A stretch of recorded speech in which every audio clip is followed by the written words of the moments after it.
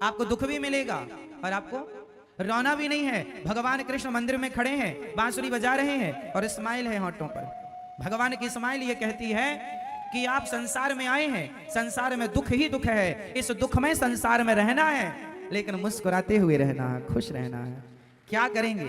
रोते हुए नहीं, मुस्कुरा। ये संसार दुख का सागर है, लेकिन मुस्कुराते हुए चलना है। आप लोग जो रोते रहते हैं ना, आपको रूल्स पता नहीं है कि संसार में रहने के तरीके क्या हैं। इसलिए भगवान बुद्ध जब आए तो ये ज्ञान हो गया उन्हें कि संसार दुखालय है। उनके सामने एक बूढ़ी अम्मा आई अपने मरे हुए बेटे को लेकर। गौतम बुद्ध भगवान बुद्ध के पास एक माँ आई, उनका बेटा मर गया, 5 साल का था। किसी ने बताया कि गौतम भगवान बुद्ध बड़े तपस्वी हैं और वो यदि कृपा कर दें तो तेरा मरा बेटा जिंदा हो सकता है, क्योंकि वो बड़े संत हैं और शक्तियां हैं उनके पास। जा, मरा हुआ बेटा लेकर के आई, चरणों में लेटा दिया। महाराज मेरा बेटा चला गया, मेरे बेटे को आप अपनी शक्तियों से जीवित कर दो, मेरा इस बेटे के सिवा कोई नहीं है, मैं बड़ी दुखी हूं, मैं बड़ी परेशान हूं। भगवान बुद्ध भगवान ने कहा ठीक है, मैं तेरे बेटे को जिंदा करूंगा, लेकिन तुझे एक काम करना पड़ेगा। तू जा गांव में और एक मुट्ठी सरसों लेकर आ, लेकिन सरसों के दाने उस घर से लाना, या चावल लेकर आ मुट्ठी भर। मैया को जगाओ। आपसे मुट्ठी भर तू चावल लेकर आना, पर उस घर से चावल लाना जिस घर में आज तक कोई मरा ना हो। मुट्ठी भर सरसों चावल जो मिल जाए ले आना, पर उस घर से लाना जिस घर में आज तक कोई मरा ना हो। बूढ़ी अम्मा गई, ठीक है अभी लाती हूं। भैया जरा मुट्ठी भर सरसों दे दो, हमारा बेटा चला गया है, उसे जीवित करना है, पर एक शर्त है। उसने चावल घर की जो थी वो चावल ले आई है, सरसों। बोले कि तुम्हारे घर में आज तक कोई मरा है? बोले हाँ, कुछ दिन पहले हमारे ससुर चले गए। दूसरे घर गई, बोले तुम्हारे घर आज तक कोई मरा? बोले हाँ, कुछ दिन पहले हमारी सास चली गई। तीसरे घर गई, बोले तुम्हारे घर कोई मरा है आज तक? बोले हाँ, हमारे घर कुछ दिन पहले हमारे पति चले गए। चौथे घर गई, बोले हमारे घर कोई पत्नी चली गई। किसी ने कहा हमारे घर ये चला गया। वो सबका घर ऐसा था जिसके घर में कोई ना कोई कभी ना कभी मरा जरूर था। बूढ़ी अम्मा फिर वापस आई, भगवान बुद्ध से कहा ले आई चावल मुट्ठी भर। ना महाराज, नहीं मिला।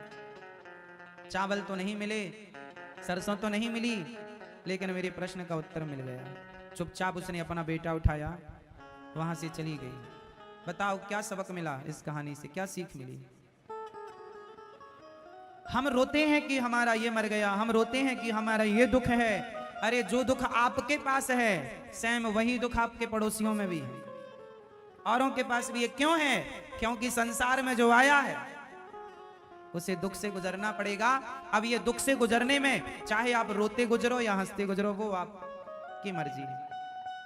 इसलिए संसार में क्या है? अब बताओ आप, संसार में क्या है, सुख या दुख?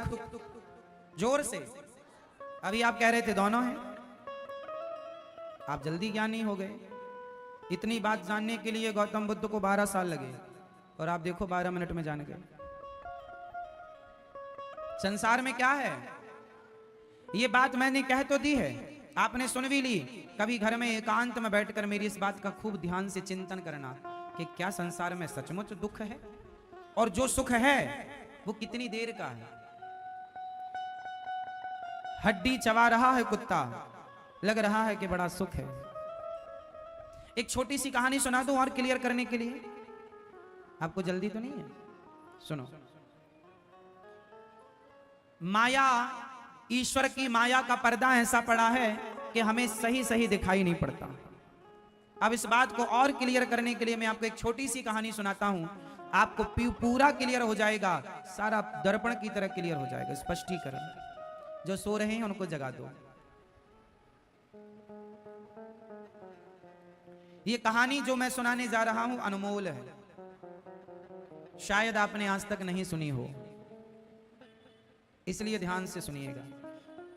इस कहानी से आपके परिवार का, आपका सारांश निकलेगा। तैयार हैं? सुनो। एक बार नारद जी ने भगवान कृष्ण से कहा कि हे श्री कृष्ण, मैं जानना चाहता हूं कि आपकी माया क्या है। आपकी माया क्या है? मैं देखना चाहता हूं आपकी माया को, कैसी है आपकी माया। आप लोग भी ध्यान से देखिए, अभी मैं कुछ आपको दिखाऊंगा। आपकी माया क्या है? भगवान ने कहा चलो तुम्हें माया दिखाते हैं। नारद जी को लेकर भगवान एक घने जंगल में चले गए। भगवान श्री कृष्ण हैं और ये बात द्वारिका की है। जब भगवान द्वारिका के राजा थे, नारद जी भ्रमण करते करते द्वारिका गए।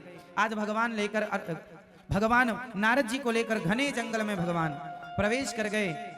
नारद जी बोले प्रभु और कितने अंदर ले जाओगे? भगवान बोले बस थोड़ा अंदर और। नारद जी चले, चलते चलते नारद जी थक गए, एक पेड़ की छांव में बैठ गए। प्रभु अब चला नहीं जा रहा, मैं थक गया, थोड़ा विश्राम कर लो। भगवान बोले अच्छा विश्राम तो कर लेंगे, पर हमें बड़ी प्यास लगी है। हे देवर्षि नारद जी, हमें बड़ी प्यास लगी है, क्या आप पानी का बंदोबस्त करेंगे, हमारे लिए पानी पिलवाएंगे? हाँ हाँ। नारद जी बोले आप यहीं बैठो पेड़ की छांव में, मैं अभी आपके लिए पानी लेकर आया। नारद जी उस घोर जंगल में, भयंकर जंगल में पानी की खोज में आगे चले। नारद जी थोड़ा ही 400 कदम आगे बढ़े कि उन्होंने देखा कि एक सुंदर सा नगर था। उस नगर में एक सुंदर सी स्त्री एक कुएं में पानी भर रही थी। नारद जी ने कहा देवी बड़ी प्यास लगी है, क्या हमें पानी मिलेगा? उस देवी ने मुस्कुराते हुए नारद जी की तरफ देखा और कहा जरूर। नारद जी ने ऐसे किया, अपने दोनों हाथों को आगे बढ़ाया। उसने घड़े से पानी नारद जी की अंजलि में डाली और नारद जी पानी पीते हुए अपने नेत्रों को उठा करके ऊंचा करके और उसकी सुंदरता को, स्त्री की सुंदरता को देखने में इतने मस्त हो गए कि भूल गए कि मैं कोई काम करने आया था। उस स्त्री से कहा देवी इस नगर का नाम क्या है? बोले इसका नाम है उत्तमपुर। अच्छा, इस नगर के राजा कौन है? मेरे पिता इस नगर के राजा हैं। अच्छा, अब नारद जी राजा बन गए, उनकी पत्नी बगल में बैठी रानी बनी। कुछ दिन बाद नारद जी के एक बेटा हुआ। कुछ वर्ष बाद नारद जी की एक बेटी हुई, एक बेटा एक बेटी। नारद जी के बड़े मंत्री, बड़ी सेना। एक दिन नारद जी ने सोचा कि चलो जरा देखो कि हमारे राज्य के आसपास किन राजाओं का कब्जा है।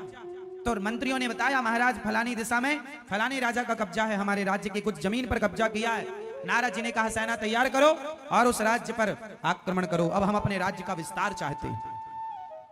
नारद जी क्या लेने गए थे? पानी, और राज्य का विस्तार करने में लग गए। हम अपने राज्य का विस्तार चाहते हैं, सेना तैयार करो।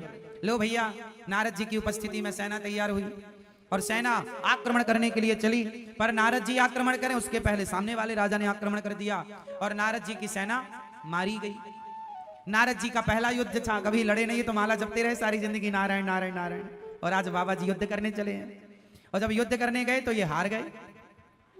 सामने वाले राजा ने नारद जी को हराया और इनके राज्य पर कब्जा कर लिया। अब नारद जी भागे अपनी पत्नी और बच्चों को लेके भागे नारद जी। अब भागते भागते भागते भागते एक जंगल में पहुंच गए। एक बेटी थी छोटी सी इनकी और एक बेटा था। बेटा थोड़ा बड़ा था, 5 साल 6 साल का बेटा रहा होगा, 3 साढ़े 3 साल की बेटी रही होगी। अब लो भैया, नारद जी पत्नी को लेके भाग रहे हैं, ना खाया ना पिया, बस भागा भागा भागा। सेना पीछे लगी है बंदी बनाने के लिए। अब नारद जी भाग भाग के चले, खाना पीना कुछ नहीं।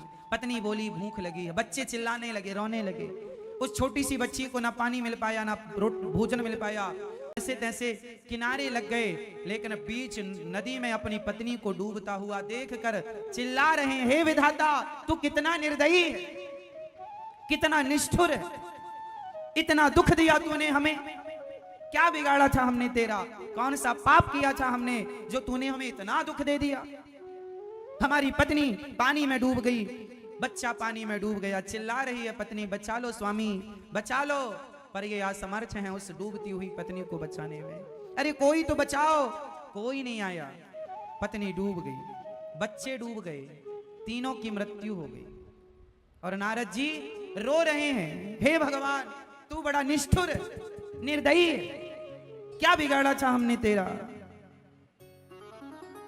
नारद जी रो रहे थे तब तक भगवान आ गए। भगवान ने कहा नारद जी पानी लेने गए थे, 1 घंटे से बैठे आपका इंतजार कर रहे हैं, आप लौटे ही नहीं। नारद जी को याद आया, हे प्रभु हम पानी लेने आए थे। हाँ। नारद जी बोले हमारी पत्नी डूब गई पानी में। ना भगवान बोले पत्नी? आपकी पत्नी? आप तो अभी पानी लेने गए थे 1 घंटा पहले, 1 घंटे से हम ही आपको ढूंढ रहे हैं। नारद जी बोले अभी 1 घंटा हुआ? हाँ 1 घंटे ही तो हुआ। बोले 1 घंटे में हमारे 2 बच्चे भी हो गए। भगवान मुस्कुराए, नारद जी यही है माया।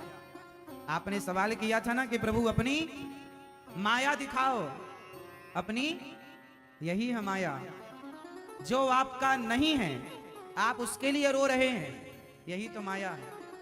क्या वो पत्नी, क्या वो बच्चे, क्या वो राज्य नारद जी का था? बोलो बोलो। लेकिन नहीं था, लेकिन फिर भी उनने अपना माना और रो रहे हैं। जो आपका है ही नहीं आप उसे अपना मानते हैं। आपकी पत्नी आपकी नहीं है लेकिन आप उसे अपना मानते हैं। आपका पति आपका नहीं है लेकिन आप उसे अपना मानते हैं। आपका बेटा आपका नहीं है लेकिन आप उसे अपना मानते हैं। आपका शरीर, बेटा पत्नी छोड़ो, ये शरीर आपका नहीं है लेकिन आप इसे अपना मानते हैं। ये शरीर आपका था तो आंखों में कम दिखने लगा, रोका क्यों नहीं? कानों में कम सुनाई पड़ने लगा, रोका क्यों नहीं? शरीर बुढ़ा हो गया, रोका क्यों नहीं? आपका नहीं था लेकिन आप मानते रहे, यही तो माया है ईश्वर की। मम माया दुरतया, आपका कुछ भी नहीं है संसार में लेकिन सबको आप अपना मानते हैं। भगवान आपके अपने हैं लेकिन आप उन्हें अपना नहीं मानते, यही तो माया है। माया का पर्दा पड़ने से सब अपना सा दिखाई पड़ता है बट होता कुछ नहीं है अपना, यही माया का स्वरूप है। यही ये कहानी सिर्फ नारद जी की नहीं, आपकी, हमारी, हम सबकी कहानी। हम सब वो व्यक्ति हैं जो संसार में आए थे। नारद जी आए थे पानी खोजने, जल की खोज करने, जल लेने, उलझ गए। आप भी आए थे संसार में भगवान को पाने, आप भी तो उलझे पड़े हैं। आप कौन से आओ शादी का कार्ड देने, भैया ये शादी का कार्ड ले लो, या कोई भी इमरजेंसी काम है, 10 घर जाना है आपको, तो घर वाले बैठो बैठो चाय पी के जाना, चाय पी के जाना। अच्छा ठीक है बैठे, कितनी देर? अभी चढ़ी है। चाय के चक्कर में आधा घंटा बिगड़ता है, हाँ या ना? चाय के चक्कर में आधा घंटा बिगड़ता है। फिर आधा घंटा से पहले यदि 15 मिनट चाय को बनने में लगा तो छान कर वहां तक लाने में, पीने में भी तो उसको फूक फूक के पीना पड़ता है। महारानी बड़ी सुकुमार है, चाय महारानी बड़ी सुकुमार है, उसे चोट ना लग जाए, बड़ी फूक फूक के पीना पड़ता है। तो ये चाय के चक्कर में जो आपके घंटों बर्बाद होते हैं, ये सारी फसाद की जड़ कौन है? कौन? चाय नहीं, आपकी जेहवा ऐसे ही काट के फेंक दो। यदि आपकी जेहवा राम राम जपती है, आपकी जेहवा राम नाम की आदि है, तब तो ठीक है। हम प्रार्थना करते हैं अपनी जेहवा को केवल राम नाम का आदि बनाना, भगवान की कथा का आदि बनाना, विषयों का आदि ना बना लेना, नहीं तो कल आपको ही रोना पड़ेगा। इससे किसी का नुकसान नहीं है। इतने ऐसे ऐसे लोगों को हमने देखा है जिनको शुगर की बीमारी है, 400 शुगर है, पर चाय नहीं छूट रही है। पता है कि शुगर बढ़ेगी तो मर जाएंगे, पर चाय से इतना प्यार है छूटती ही नहीं।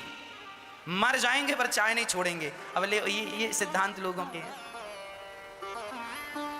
इसलिए आपका सबसे बड़ा दुश्मन कौन? आपकी जेहवा। यदि राम नाम जपती है आपकी जेहवा, भगवान की कथा सुनाती है आपकी जेहवा, तब तो आपकी जेहवा सफल है। यदि सिर्फ ये विषयों की लंपट हो गई है तो आपकी जेहवा व्यर्थ है। ऐसे लोगों की जेहवा को भगवान अगले जन्म में कैंची से बीच से काट कर भेजता है और फिर वही लोग बरसात में टर टर टर करते रहते हैं। आपकी जेहवा से आपने क्या किया? सिर्फ चाय पिया। चाय के लिए पत्नी से झगड़ा और समय से चाय नहीं बना सकती। जब देखो टर टर, भगवान अच्छा तुझे ही मेंढक बनाएंगे अगले जन्म में, तेरी हरकत मेंढक जैसी है। इनको मेंढक बना के भेज दिए भगवान। जितने बरसाती मेंढक है सब उसी जन्म के चाय वाले हैं। इसलिए जीवन में चाय के आदि ना बनना। और चाय में नाम लेके बोल रहा हूं, चाय जैसे और भी जो तुम्हारे विषय हैं, किसी को पिज्जा अच्छा लगता है, बर्गर अच्छा लगता है, फलाना अच्छा, ये सब झंझट ना पालो, ये सब दुश्मन है, शरीर का भी नुकसान है। चाय पीने से एक भी डॉक्टर आज तक ये नहीं कह सकता भारत का कि चाय पीने से कोई फायदा है। कह दे कोई एक डॉक्टर के चाय पीने से एक फायदा है, कहने वाला है कोई? आपको मिल जाए तो बता देना मुझे। चाय पीने से एक भी फायदा होता हो तो बताओ। चाय की जगह सवेरे सवेरे गुनगुना पानी शहद मिला के पी लोगे तो 1 चम्मच शहद डाल के, 2 चम्मच शहद डाल के यदि आप 1 गिलास पानी गुनगुने पानी में शहद पी लोगे तो वो आपको पूरे दिन भर ताजगी देती रहेगी, आपकी थकान मिटाती रहेगी। चाय केवल नुकसान करती है, लेकिन कौन समझाए भारत के लोगों को? पीते हैं चाय, अपना समय बर्बाद करते हैं लोग चाय के चक्कर में। इसलिए हम तो नहीं पीते चाय, हमने अपने आप को आदी नहीं बनाया किसी का, हम किसी के आदी नहीं, आज तक हमने अपने आप को आदी बनाया ही नहीं। आदी बनाया है तो बस एक चीज का, भगवान की कथा सुनाने की आदत है, वो सुनाने की आदत है, सुनाते हैं, कथा के बिना रहा नहीं जाता, बस ये आदत है, इसके आदी हैं हम, बाकी कोई आदत नहीं है जीवन में, कभी कोई आदत पाली ही नहीं, बिहारी जी ने कोई आदत आने ही नहीं दी। तो आप जब अपनी जिह्वा पर कंट्रोल कर लेंगे तो देखो, हमारे बड़े बड़े संत कहते हैं कि जो आदमी तंबाकू नहीं छोड़ सकता, कई लोगों की आदत तंबाकू खाने की, ये तंबाकू भी किसका स्वाद है? जिह्वा का। ये बीड़ी भी किसका स्वाद है? जिह्वा का। अरे सोचो जरा, विचार करो मेरी मैया, जो आदमी तंबाकू नहीं छोड़ सकता, बीड़ी नहीं छोड़ सकता, चाय नहीं छोड़ सकता, ये आदमी विषय और विकारों को क्या छोड़ेंगे? ये तो बताओ। ये पुत्र की ममता, परिवार की ममता क्या छोड़ेंगे? अच्छाई का इतना प्रचार नहीं हुआ जितना प्रचार गुटखा तंबाकू जैसी बुराइयों का हुआ।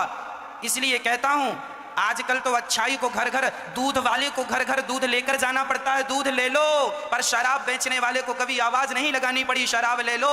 बुराई खरीदने लोग स्वयं चलकर जाते हैं, अच्छाई को घर घर पहुंचाना पड़ता है, दूध को घर घर पहुंचाना पड़ता है, बल्कि शराब को घर घर नहीं पहुंचाना पड़ता, शराब के ठेके पर ही लोग चलकर आते हैं। तो बुराई ज्यादा स्ट्रांग है इस युग में। अच्छाई की कीमत कम है। दूध यदि 50 रुपए लीटर है तो शराब 100 रुपए लीटर है। कहो जी हाँ या ना? फिर आज तो अच्छाई से महंगी बुराई बिक रही है।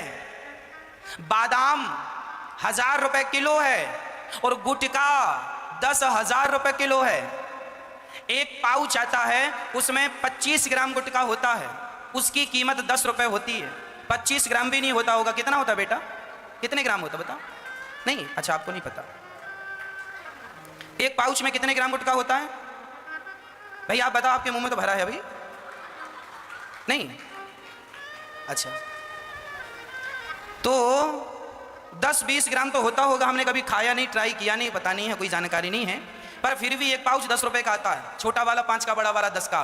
तो बादाम 1000 रुपए किलो बिकती है और गुटखा 10,000 रुपए किलो बिकता है। अब बताओ, बादाम ज्यादा फायदा करती है कि गुटखा? पर बादाम नहीं खाते, गुटखा खाते हैं। अब क्या करो, तुम जानबूझकर पाँव में कुल्हाड़ी मारोगे, इसमें विधाता क्या करेगा?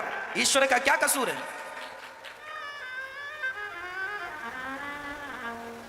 दाने दाने में केसर का दम। बड़े बड़े सुपरस्टार लोग प्रचार कर रहे हैं गुटखा का, खाओ बेटा गुटखा, खाओ खाओ खाओ। और वही हीरो को, वही लोगों को आपने सुपरस्टार, ये हमारे हीरो हैं, वाह, क्या सिखाया? गुटखा खाओ, दाने दाने में केसर का दम, वाह वाह। इसी को कहते हैं घोर कलयुग। तुम खा रहे हो, क्या तुम्हें पता नहीं है गुटखा खाने से नुकसान होता है? गुटखे के पैकेट में लिखा होता है, गुटखा खाने से कैंसर होता है, उसी पाउच में लिखा होता है। और वही ये सुपर डुपर तुम्हारे स्टार हीरो लोग प्रचार कर रहे हैं दाने दाने में। पहले तो एक सुपर स्टार करता था, अब 2-2 कर रहे हैं। एक सी नहीं बिक पड़ी तो 2-2 बेच रहे हैं। क्या बेच रहे हैं? गुटखा। भारत को क्या खिला रहे हैं?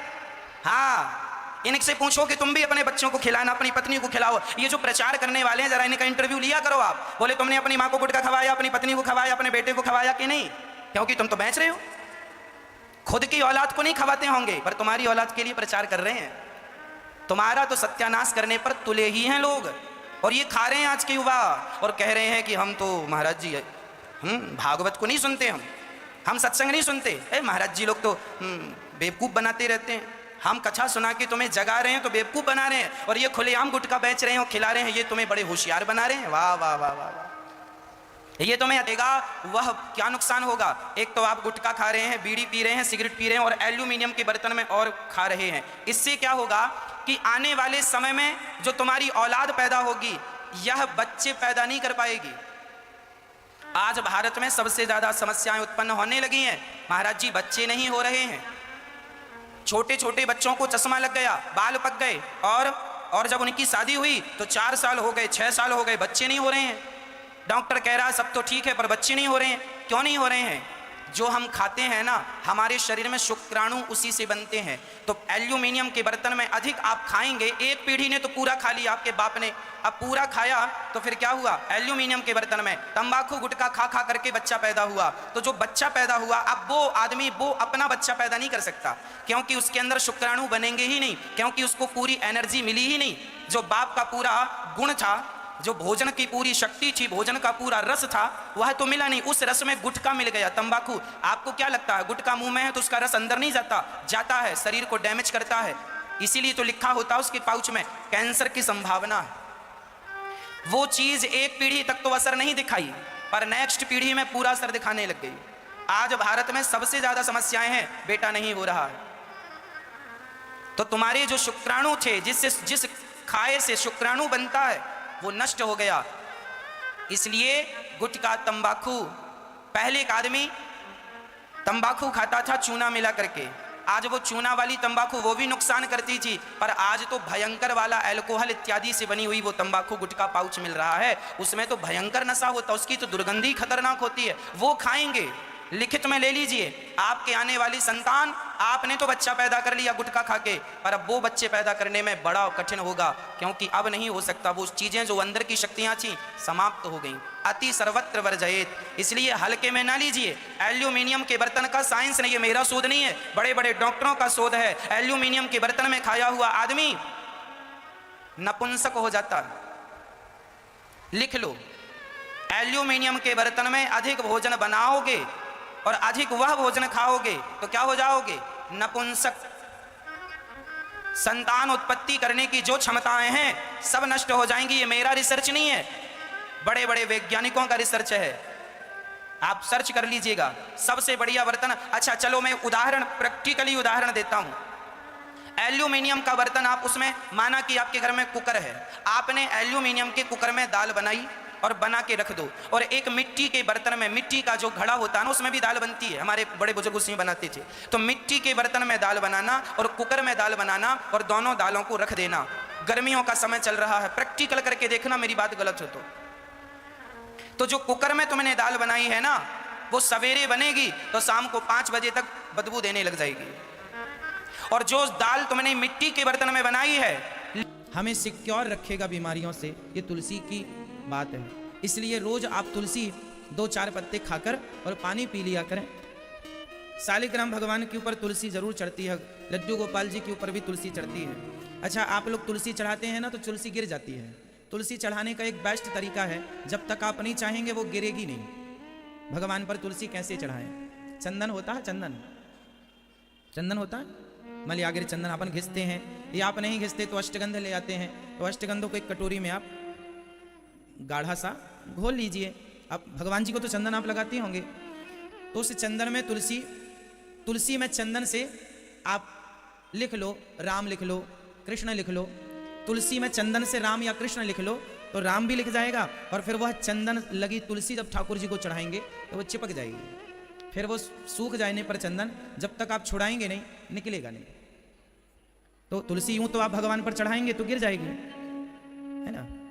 इसलिए सबसे, जैसे लड्डू गोपाल जी को तुलसी कहाँ चढ़ानी चाहिए बताइए? लड्डू गोपाल जी के, आप सबके घर में लड्डू गोपाल जी होते हैं, बताइए किस अंग में लड्डू गोपाल जी के तुलसी चढ़ाना चाहिए? आप कहाँ चढ़ाते हैं? हाँ, पाँव में। जो लड्डू गोपाल जी की आपने देखी होगी, ऊपर शिखा होती है, चोटी, यहाँ ऊपर उठा हुआ हिस्सा, ये तुलसी हमेशा भगवान के ऊपर चढ़ती है ना। 4 पहर 24 घड़ी ठाकुर पर ठकुरानी चढ़ी। ठाकुर मीन्स भगवान श्री कृष्ण, ठकुरानी मीन्स तुलसी। बिना तुलसी चढ़े भगवान ना खाते हैं ना पीते। 24 घंटे चढ़ी रहे तुलसी। तो आप जो भगवान के यहाँ ऊपर होता है ना, ऐसे इनकी टोपी होती है, ऊपर छोटी शिखा कह लीजिए आप। बालों का मैया क्या करती थी ना, भगवान के बाल सब ऊपर की तरफ लेके और बालों का जूड़ा बना देती थी। तो शालिग्राम भगवान जी में जो ऊपर की तरफ देखते हैं ना सिर में, वह एक्चुअली भगवान के बालों का जूड़ा होता है। वह भगवान के बालों का क्या है? जूड़ा। तो उस पर ये तुलसी लेना है, और माखन का गोला होता है, भगवान माखन का गोला। ये उस समय, ये जो भगवान का चित्र है, ये जो भगवान की छवि है, ये किस समय की छवि है? आप बताओ, ये जो गोपाल जी आप सबके घर में जो लड्डू गोपाल जी होते हैं, यह गोपाल जी ये ऐसे क्यों है? इनका एक पांव ऊपर है, एक पांव नीचे है। ये कब की छवि है? ये कब की, ये फोटो भगवान की कब खींची होगी? ये उन दिनों की बात है जब भगवान अपने घर में चोरी करना सीख रहे थे। माखन का गोला मैया ने बना बना के रखा था, भगवान घुटनों के बल चलते थे। तो भगवान एक माखन का गोला लिए और भाग रहे थे जल्दी जल्दी, मैया ना देख ले, मैया ना देख ले। तो भगवान घुटनों के बल भाग रहे हैं, तो वो भगवान के चलने की वो छवि फिर मैया के सामने खड़ी हो गई। तो श्याम सुंदर ने मुस्कुरा दिया।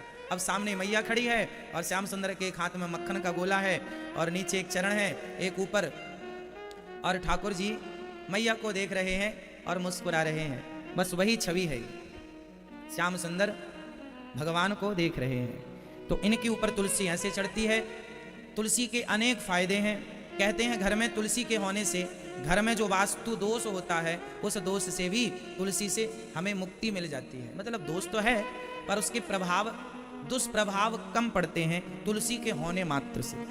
अच्छा, आप एक चीज और जान लीजिए, तुलसी एक ऐसा पौधा है 24 घंटे ऑक्सीजन देता है। जैसे पीपल 24 घंटे ऑक्सीजन रिलीज करता है, ऐसे तुलसी है 24 घंटे ऑक्सीजन देती है। जहां तुलसी की मात्रा ज्यादा होगी वहां ऑक्सीजन पर्याप्त होगा। इसलिए घर में तुलसी जरूर लगाएं और ज्यादा मात्रा में लगाएं। कुछ लोग एक ही लगाते हैं, नहीं, एक नहीं, 2 4 6 10 20 पूरे घर में तुलसी लगाओ। अच्छी चीज है ना, बुरा तो है नहीं, कोई साइड इफेक्ट तो है नहीं उसके। इसलिए तुलसी ज्यादा से ज्यादा लगे और तुलसी की सेवा हो, है ना। ऐसे देखो वृंदावन में तुलसी की माला मिलती है। ये मालाएं सब जगह नहीं मिलती। देखो जो आप देख रहे हैं भागवत जी के ऊपर, ये देखो तुलसी की माला है। कभी कभी ना ज्यादा तुलसी होंगी, फिर आप क्या करेंगे, कभी कभी, रोज नहीं, कभी कभी फिर तुलसी के पत्ते आप तोड़कर अपने सुंदर सी माला बनाओ, फिर वो माला ठाकुर जी को पहनाओ। तो कभी कभी ठाकुर जी का श्रृंगार तुलसी से हो।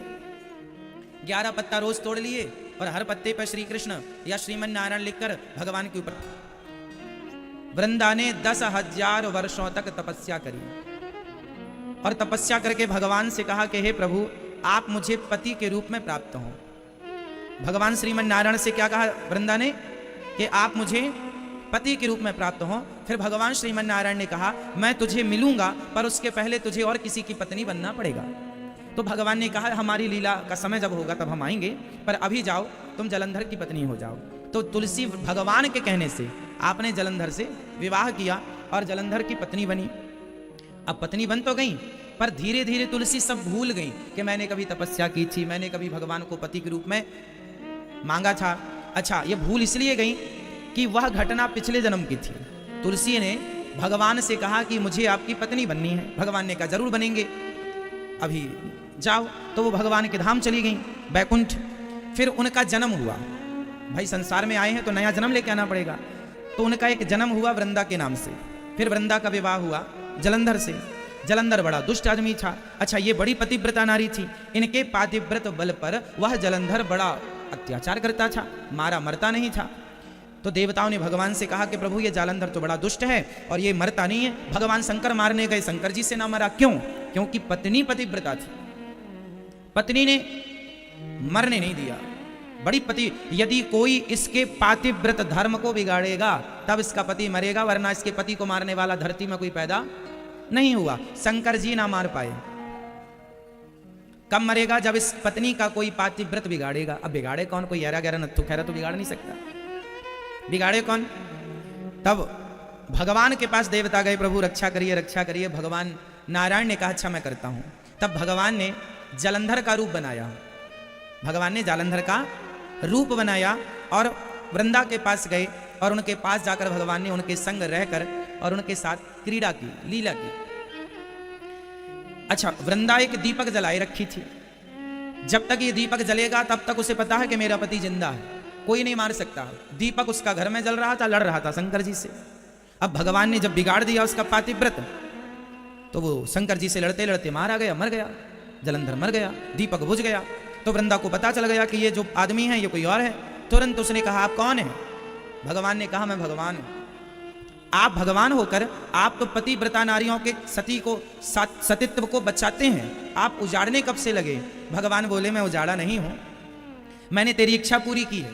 वृंदा ने कहा मेरी क्या इच्छा है? भगवान ने कहा तुमने पिछले जन्म में तपस्या की थी कि भगवान आप मुझे पति के रूप में प्राप्त हो, तो मैं भगवान तुम्हारे पिछले जन्म के वरदान हेतु, आशीर्वाद हेतु, तपस्या के कारण तुम्हारा पति बनकर आया हूं। अब तुम सदा के लिए मेरी पत्नी हो, मैं तुम्हें अपनी पत्नी के रूप में स्वीकार करता हूं, मैं तुम्हें तुम्हारा पाणी ग्रहण संस्कार करता हूं, स्वीकार करता हूं। पर उसने कहा वो पिछले जन्म की बात थी, हम आप लोग खाते हो थाली में हाथ निचोड़ देते हो, ये गलत परंपरा है। हाथ कभी थाली में नहीं धुलना चाहिए। थाली को खा लो, मतलब दाल चावल सब्जी रोटी एक एक दाना खा लो और थाली को धुलो, थाली पे हाथ मत धुलो। पंडित जी बाहर हाथ धुलने गए तो जहां उन्होंने हाथ धुला वहां एक छोटा पेड़ था, वहां पेड़ के पास ना एक नेवला था। क्या था? नेवला। सांप और नेवले की लड़ाई होती है ना, तो नेवला जीतता है, वो नेवला था।